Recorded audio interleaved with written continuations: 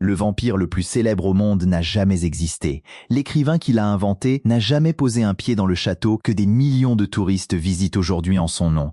Et pourtant, cette légende n'est même pas la chose la plus étrange que cache cette contrée. Bienvenue dans l'un des derniers grands secrets d'Europe. La Roumanie ne se dévoile pas au premier regard. Elle veut être méritée, virage après virage, vallée après vallée, histoire après histoire. Entre ces montagnes se cachent des forteresses plus anciennes que des nations entières, des villages où le temps semble s'être arrêté voilà plusieurs siècles, et des légendes qui continuent, aujourd'hui encore, d'enflammer l'imagination du monde entier. Installez-vous confortablement, abonnez-vous si les recoins oubliés de l'Europe vous fascinent autant que moi, et laissez-moi vous emmener à travers les plus beaux endroits du pays des Carpates. Car d'ici la fin de cette vidéo, vous saurez enfin ce qui se cache vraiment derrière ce fameux château, et pourquoi ce mensonge historique n'est peut-être, au fond, que le début de tout ce que ce pays a de plus fascinant. La Roumanie surprend dès la première phrase qu'on y entend. C'est une île de latinité isolée au beau milieu d'une mer de langue slave. Le roumain descend directement du latin, parlé par les légionnaires romains, un héritage qui a traversé près de 2000 ans sans se briser. Une oreille attentive y reconnaît même des sonorités d'italien, d'espagnol et de français, malgré son ancrage au cœur de l'Europe de l'Est. Peu de pays européens concentrent autant de nature sur un territoire aussi restreint. Les Carpates dessinent un arc immense à travers tout le pays, et dans leurs forêts vit la plus grande population d'ours bruns de tout le continent. À l'est s'ouvre le delta du Danube, l'une des plus vastes zones humides de la planète, et un paradis pour des millions d'oiseaux migrateurs. Et la Roumanie a changé le monde, souvent sans que le monde le sache. L'inventeur Henri Coanda a posé les fondations de l'aviation moderne. Et bien avant que de nombreuses métropoles ne s'illuminent la nuit, les toutes premières rues électriques du continent brillaient déjà en Roumanie. Un pays plein de contradictions, plein de merveilles, et encore aujourd'hui, l'une des destinations les moins découvertes d'Europe.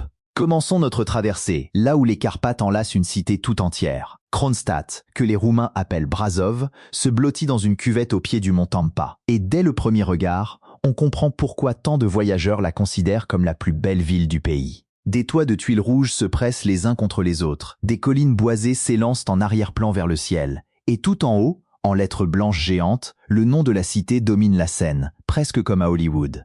Sauf qu'ici, ce n'est pas un décor de cinéma, mais 700 ans d'histoire bien réelle. Au cœur de la vieille ville s'ouvre la place du Conseil, la Piața Sfatului, encadrée de façades pastel et de pavés anciens. En son centre trône le vieil hôtel communal et sa tour du Trompette, d'où des guetteurs alertaient jadis la population en cas d'incendie ou d'attaque. Aujourd'hui, ce ne sont plus des cris d'alarme qui résonnent sur la place, mais le tintement des tasses à café. Des terrasses s'alignent sous les arcades, et quiconque s'y attarde un soir d'été comprend vite pourquoi les habitants de Brașov n'échangeraient leur ville contre aucune autre. À quelques pas de là se dresse un colosse sombre, l'église noire. Il s'agit du plus grand édifice gothique entre Vienne et Istanbul, et elle doit son nom au terrible incendie de 1689 qui noircit ses murs de suie. À l'intérieur attend une surprise, l'une des plus vastes collections de tapis orientaux hors de Turquie, offerts jadis par des marchands revenus, reconnaissants, de leurs dangereux voyages commerciaux. Lorsque le gigantesque orgue Buchholz et ses quelques 4000 tuyaux se met à résonner, c'est la nef entière qui vibre. Pour admirer la ville depuis les airs, un téléphérique grimpe jusqu'au sommet du Tampa. En quelques minutes à peine, il s'élève à près de 400 mètres au-dessus des toits.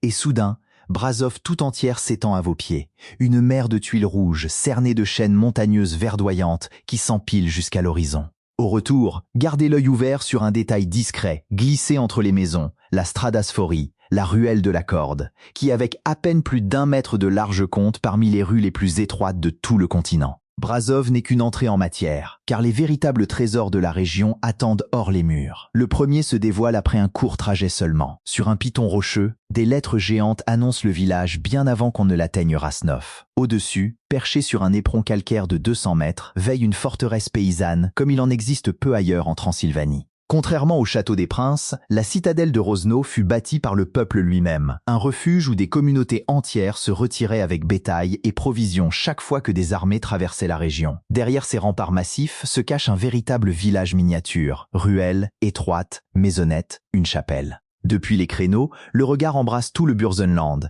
et au loin se dessine déjà la prochaine étape, un château dont le nom, à lui seul, donne des frissons au monde entier.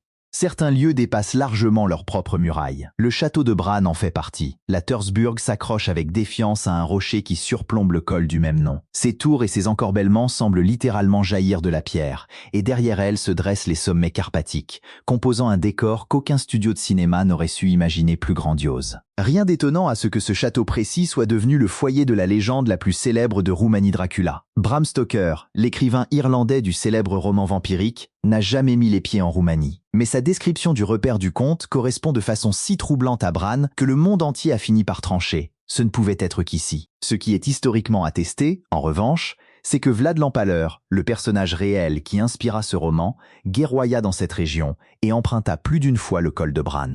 Qui gravit ces étroits escaliers en colimaçon, se faufile par ces portes basses et contemple, depuis des galeries de bois grinçantes, la cour intérieure, ressent encore, malgré les foules de visiteurs, une part de la magie du lieu. Des passages secrets relient les différents étages. Le mobilier de l'époque de la reine Marie raconte la vie de la famille royale roumaine, qui utilisa le château comme résidence d'été au XXe siècle.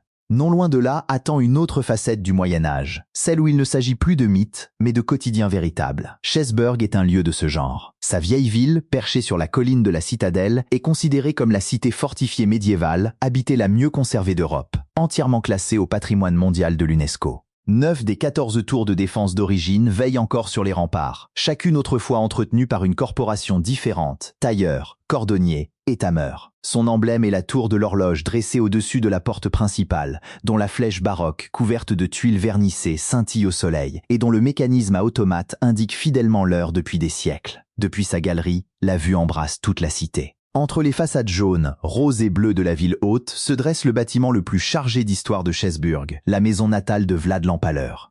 C'est ici, vers 1431, que ce prince Valaque serait né, celui-là même qui inspira plus tard Bram Stoker pour créer le comte Dracula. Quelques pas plus loin, un escalier couvert aux marches grinçantes grimpe jusqu'à l'église de la colline, un toit de bois qui protège depuis le XVIIe siècle les écoliers de la neige et de la pluie. Mais les légendes de Pierre ne s'arrêtent pas là, car deux châteaux d'un genre radicalement opposé attendent encore plus à l'ouest. Dans la ville industrielle d'Eisenmarkt, aujourd'hui Hunedoara, se dévoile l'un des plus grands contrastes du pays. Au milieu des installations rouillées d'une ancienne aciérie surgit, sans transition, l'une des plus impressionnantes forteresses gothiques d'Europe, le château de Corvin. Tour pointue, encorbellement, pont de bois jeté au-dessus des douves. Cet ensemble du XVe siècle fut le fief de la famille Hunyadi, dont le membre le plus célèbre, Jean Hunyadi, est entré dans l'histoire comme un chef de guerre victorieux face aux Ottomans. Une sombre légende relie également ce lieu à Vlad l'Empaleur, qui aurait passé 7 années enfermé dans ses cachots. Rien ne le prouve vraiment,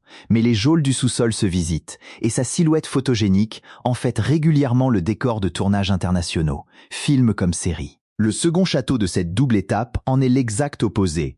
Non plus une forteresse ténébreuse, mais un rêve de monarque. En lisière de forêt, au-dessus de la station thermale de Sinaia, se dresse Pélès, que beaucoup considèrent comme le plus beau château d'Europe de l'Est, et devant lequel il devient difficile de les contredire. Le roi Carol Ier fit édifier cette résidence d'été à la fin du XIXe siècle dans le style néo-renaissance, avec ses pignons à colombages, ses tours élancées et ses jardins en terrasse peuplés de statues et de fontaines, sur fond des versants boisés des monts Buchéguy. Sur le plan technique, Pélès avait une avance considérable sur son époque. Il s'agit du tout premier édifice d'Europe équipé d'un éclairage électrique propre, mais aussi d'un chauffage central, d'un ascenseur et même d'un système central d'aspiration.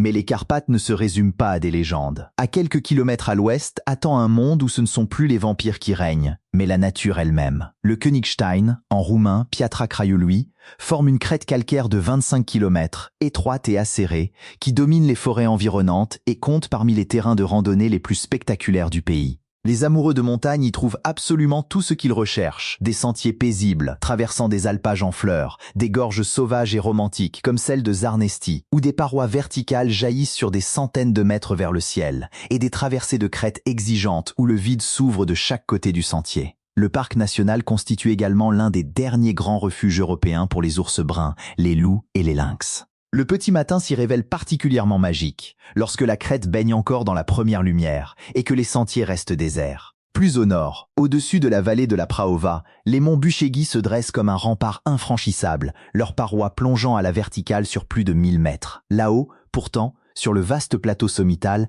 attend un paysage digne d'une autre planète, et avec lui, l'une des plus grandes énigmes de Roumanie, le sphinx des Buchéguy. Le vent et les intempéries ont sculpté, en plusieurs millions d'années, un rocher qui, vu sous le bon angle, ressemble de façon troublante à un visage humain. Les ésotéristes y voient des champs d'énergie et des tunnels cachés. Les géologues préfèrent parler d'érosion. Quelle que soit l'interprétation retenue, la vision de ce rocher sur le plateau aride, souvent enveloppé de lambeaux de nuages, reste l'un des spectacles naturels les plus insolites du pays. Un téléphérique permet d'y accéder confortablement depuis Busteni, petite ville de montagne nichée au pied du massif, longtemps restée dans l'ombre de ses célèbres voisines. À tort, car elle abrite le château Cantacuzino, un joyau néo-romantique orné d'arcades, de mosaïques et d'un parc rempli de grottes et de cascades. Les amateurs de la série Wednesday le reconnaîtront immédiatement. La production Netflix a rendu cette demeure mondialement célèbre en faisant le décor de l'Académie Nevermore, attirant du jour au lendemain des visiteurs venus du monde entier vers la paisible Busteni. Bien au-dessus de la ville se dresse un autre monument tourné vers le ciel.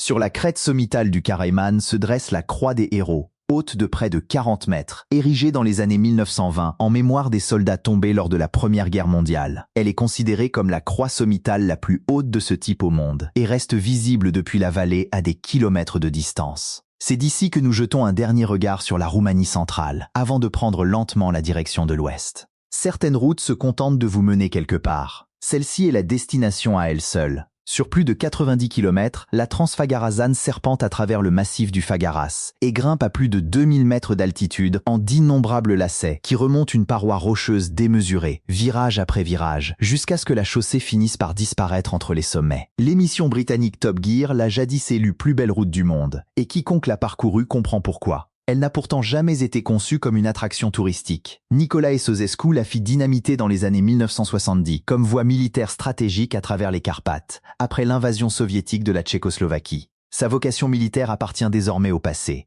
Il en reste l'une des grandes routes panoramiques d'Europe.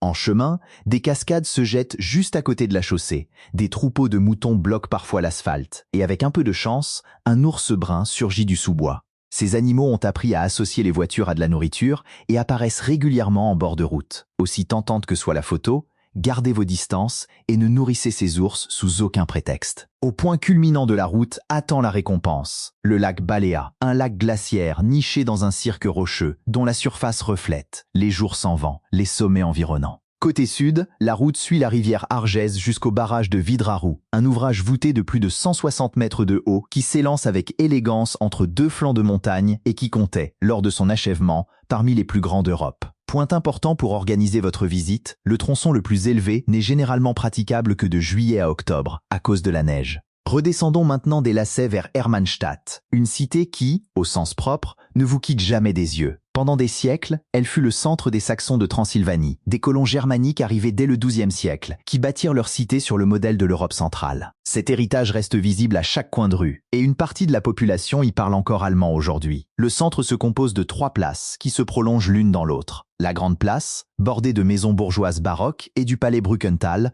compte parmi les plus belles places d'Europe du Sud-Est. Juste derrière s'enchaîne la Petite Place et l'église paroissiale évangélique, dont le clocher dépasse les 70 mètres. En 2007, Hermannstadt devint la première cité roumaine capitale européenne de la culture, et cette confiance retrouvée se lie encore aujourd'hui dans son cœur historique restauré. Entre quartier haut et quartier bas s'élance le pont des Mensonges, le plus ancien pont en fonte de Roumanie, construit en 1859. Son nom lui vient de plusieurs légendes. Il grincerait au passage de quiconque ment sur lui, voire s'effondrerait sous les pas d'un menteur invétéré. Il tient bon jusqu'à présent. Ce que cela révèle sur ses habitants, à vous d'en juger. Un peu plus loin dans cette même région saxonne se cache un village qui mérite le détour, Deutsch Weiskirch, en roumain Viscri, à environ une demi-heure de route de campagne. Ce hameau se résume, dans son cœur, à une unique rue bordée de fermes aux couleurs pastel. Des oies s'y dandinent en travers du chemin, des chariots tirés par des chevaux font partie du quotidien, et une église fortifiée du XIIe siècle, Cholet de Blanc, veille sur l'ensemble,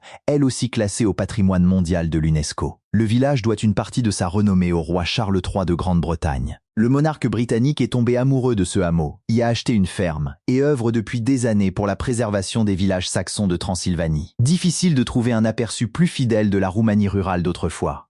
Vue du ciel, Carlsberg dessine une étoile gigantesque posée sur le paysage. La citadelle Alba Carolina, érigée au début du XVIIIe siècle sous domination des Habsbourg, constitue la plus grande forteresse de Roumanie. Un modèle d'architecture militaire baroque doté de 7 bastions, de portes somptueuses et de remparts longs de plusieurs kilomètres, dont le tracé en étoile visait à désorienter tout assaillant. Aujourd'hui, ce sont des promeneurs qui conquièrent le site restauré, flânant sur les remparts et observant la relève de la garde quotidienne en uniforme d'époque. Pour les Roumains, cette ville dépasse largement le simple statut de forteresse. Traverser l'espace entre la cathédrale orthodoxe du couronnement et la cathédrale catholique séculaire, c'est marcher à travers le lieu de naissance même de l'État roumain moderne. Avant de filer vers le nord, une dernière ville, à la frontière de la Hongrie et de la Serbie, mérite qu'on s'y attarde, car elle a, elle aussi, écrit l'histoire.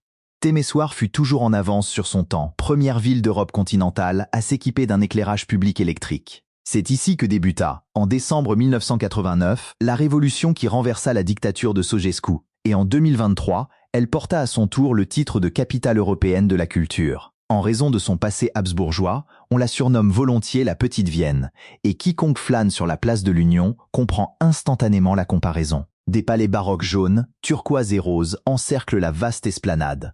En son centre brille une colonne de la peste du XVIIIe siècle, et les terrasses se remplissent lors des soirées douces. Quelques rues plus loin, la ville dévoile son visage le plus élégant. Autour de la place de la Victoire s'alignent des immeubles Art Nouveau, aux balcons galbés et aux façades florales, héritage de pierre de la double monarchie austro-hongroise, restaurée aujourd'hui pièce par pièce. Au bout de la place se dresse la cathédrale orthodoxe et ses 11 tours aux tuiles vernissées vert et or. C'est ici que retentirent, en 1989, les tout premiers coups de feu de la Révolution. La route mène maintenant vers le nord, et la première étape se situe 120 mètres sous terre. Là, une grande roue tourne lentement. Ce qui ressemble à de la science-fiction est bien réel à Torenburg, en roumain Turda. Dans une mine de sel exploitée depuis le Moyen-Âge, s'est développé l'un des parcs de loisirs les plus insolites du monde. Un ascenseur vitré descend jusqu'à une caverne aussi vaste qu'une cathédrale. Sur les parois se devinent encore les traces laissées par les mineurs, tandis qu'au plafond scintillent des cristaux de sel sous les projecteurs. En bas attend un terrain de jeu surréaliste. Outre la grande roue, des mini-golf, des tables de billard et un amphithéâtre, et jusque dans la chambre la plus profonde, un lac souterrain sur lequel les visiteurs glissent en barque à rame pendant que des installations lumineuses pendent du plafond. L'air chargé de sel, utilisé aussi pour des thérapies respiratoires, reste constamment frais, entre 10 et 12 degrés. Comptez 2 à 3 heures de visite, et n'oubliez pas d'emporter une veste. À une demi-heure de route seulement, attend déjà la capitale secrète de la Transylvanie. Klausenburg, ou Cluj-Napoca, forme le cœur battant de la région. Deuxième ville de Roumanie, elle en est aussi le principal pôle universitaire. Des dizaines de milliers d'étudiants animent ses rues. Et avec les festivals Untold et Electric Castle, elle accueille 2 des plus grands rendez-vous musicaux d'Europe. Mais la ville sait aussi se faire discrète. Son centre historique s'organise autour de l'église gothique Saint-Michel et de la statue équestre de Mathias Corvin, ce grand roi de Hongrie, né à Cluj en 1443. L'âme verte de la cité bat, elle, dans le jardin botanique de l'université, 14 hectares réunissant un jardin japonais avec sa maison de thé, une section romaine remplie de vestiges antiques et des serres débordant de palmiers et de nénuphars géants. Il compte parmi les plus importants jardins botaniques d'Europe du Sud-Est, une pause bienvenue avant l'étape la plus reculée de ce voyage.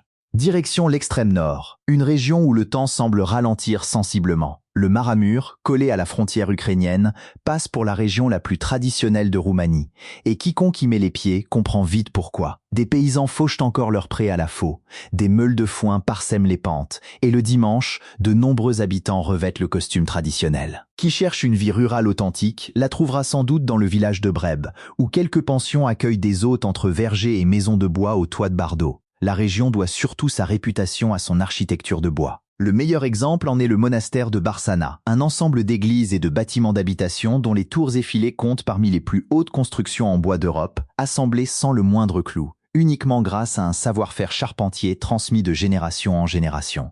8 églises de bois du Maramur figurent au patrimoine mondial de l'UNESCO, et la plus grande église de bois du monde entier se trouve également ici. Le site le plus célèbre de la région est pourtant, contre toute attente, un cimetière, et pas n'importe lequel on y rit. Sur le cimetière joyeux de Sapanta, le Cimitirul Vezel, des centaines de croix tombales peintes d'un bleu éclatant illustrent des scènes naïves tirées de la vie des défunts, accompagnées d'épitaphes rimées, tantôt tendres, tantôt moqueuses, souvent d'une franchise désarmante.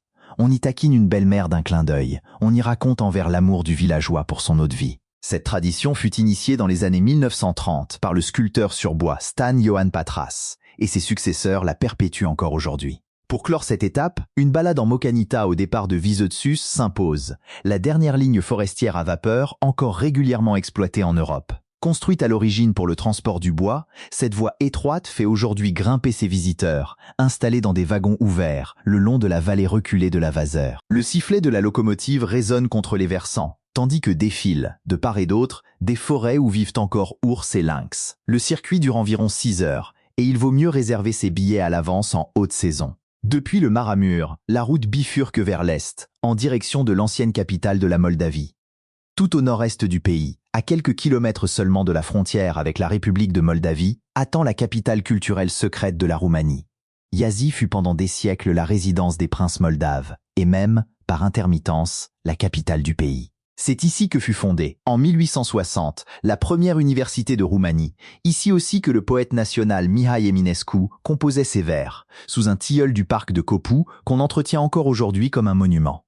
L'emblème de la ville est le Palais de la Culture, un imposant édifice néogothique de près de 300 salles, achevé en 1925. Vu de l'extérieur, il évoque davantage un hôtel de ville flamand qu'un bâtiment posé aux confins de l'Europe de l'Est. Il abrite pas moins de 4 musées sous un même toit, et son beffroi joue un carillon à chaque heure pleine. Le soir, étudiants et skaters se retrouvent sur ses marches. Grande histoire et jeunesse mêlée. Nous quittons ici l'intérieur des terres. La dernière étape nous conduit là où le Danube, après près de 3000 km de voyage, rejoint enfin la mer. Sur 2800 km, ce fleuve a traversé 10 pays et longé 4 capitales. Et juste avant la mer Noire, il se métamorphose une dernière fois complètement. Le courant se divise en 3 bras principaux, puis se disperse en des centaines de canaux, de lacs et de lagunes. Ce deuxième plus grand delta fluvial d'Europe est classé patrimoine naturel mondial de l'UNESCO depuis 1991. Les routes s'y font rares, et qui veut explorer le delta doit monter dans un bateau. Le point de départ est la ville de Tulcea, d'où partent des excursions guidées le long des canaux. Ceux qui disposent de plus de temps peuvent passer la nuit dans l'un des villages de pêcheurs installés au cœur même du delta. Le spectacle naturel commence dès les premières minutes sur l'eau. Des nénuphars recouvrent les bras morts silencieux, des martins pêcheurs filent au-dessus des canaux, des pigargues tournoient au-dessus de la canopée. Plus de 300 espèces d'oiseaux peuplent ce labyrinthe. Mais les vraies stars, ce sont incontestablement les pélicans. Le delta abrite la plus grande colonie de pélicans blancs d'Europe. Et voir un vol groupé de ces oiseaux gigantesques survoler les roseaux en formation compte parmi les images naturelles les plus saisissantes du continent. Dans les villages disséminés entre les bras d'eau vivent les lipovènes, descendants de vieux croyants russes installés ici depuis le XVIIIe siècle et vivant de la pêche. La meilleure période pour observer les oiseaux reste le printemps et le début de l'été.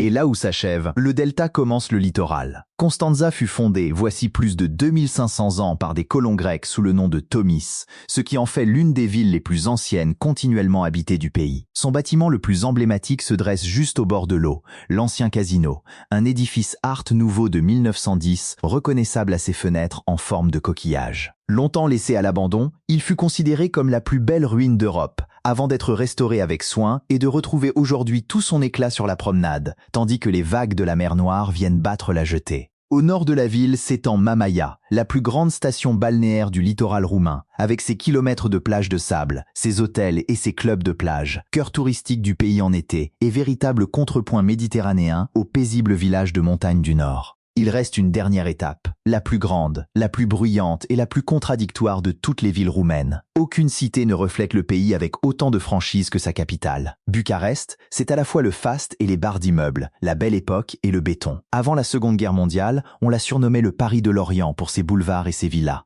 Puis la guerre, les tremblements de terre et surtout l'urbanisme socialiste ont transformé son visage. Aujourd'hui, des villas art nouveau côtoient des barres d'habitation, des monastères orthodoxes voisinent avec des tours de bureaux, et c'est précisément ce contraste qui rend cette ville de près de 2 millions d'habitants si captivante. Au-dessus de tout cela, trône un superlatif à lui seul, le Palais du Parlement, l'un des plus grands bâtiments administratifs du monde par sa surface, et le plus lourd de tous par son poids. Pour assouvir sa démesure, Ceausescu fit raser tout un quartier entier de la ville dans les années 1980. Des églises, des monastères et les logements de dizaines de milliers de personnes disparurent ainsi. Plus de 1000 pièces, du marbre extrait des carrières roumaines, des lustres lourds de plusieurs tonnes. L'ampleur du lieu reste difficile à saisir, même lors d'une visite guidée. Le dictateur n'a jamais vu l'édifice achevé. La révolution de 1989 mit fin à son règne et à sa vie. Aujourd'hui, le Parlement roumain siège dans ce colosse, dont certaines parties restent accessibles au public sur réservation et présentation d'une pièce d'identité. Le contre-programme se trouve à quelques minutes de marche à peine. La vieille ville autour de la rue Lipskani, quartier de sortie par excellence, cache entre ses bars et ses restaurants quelques-unes des plus belles adresses de Bucarest. La librairie Carturesti Carousel, installée dans une ancienne maison de marchand, déploie ses galeries blanches sur 6 étages remplis de livres. La brasserie Caru Cubéré sert sous ses voûtes néogothiques depuis 1879, tandis que la minuscule église Stavropoléos offre, en plein tumulte, une cour intérieure d'un calme absolu. Plus au nord, l'Arc de Triomphe en jambes, le boulevard Kiselev, érigé sur le modèle parisien en mémoire de la Première Guerre mondiale et de l'unification du pays. Depuis sa plateforme panoramique, le regard porte sur les toits d'une ville qui n'en finit jamais de se réinventer. Point final idéal pour ce voyage. Car cet arc relie, littéralement, la Transylvanie médiévale au lacet vertigineux de la Transfagarazane jusqu'au pélican du delta du Danube, en passant par le mensonge devenu légende d'un château hanté par un vampire qui n'a jamais existé que dans les pages d'un roman. Voilà pourquoi cette diversité fascine autant. La Roumanie demeure nettement plus abordable que la plupart des destinations d'Europe de l'Ouest, se parcourt aisément en voiture de location et reste, dans bien des régions, agréablement épargnée par le tourisme de masse. Qui cherche une Europe loin des sentiers battus trouvera derrière les Carpates l'une des destinations les plus gratifiantes qui soit, un pays plein de merveilles qui n'en est encore qu'au tout début de sa découverte. Dites-moi en commentaire quel endroit de ce voyage vous a le plus surpris et allez jeter un œil à notre vidéo sur les autres trésors cachés d'Europe de l'Est encore largement ignorés des voyageurs.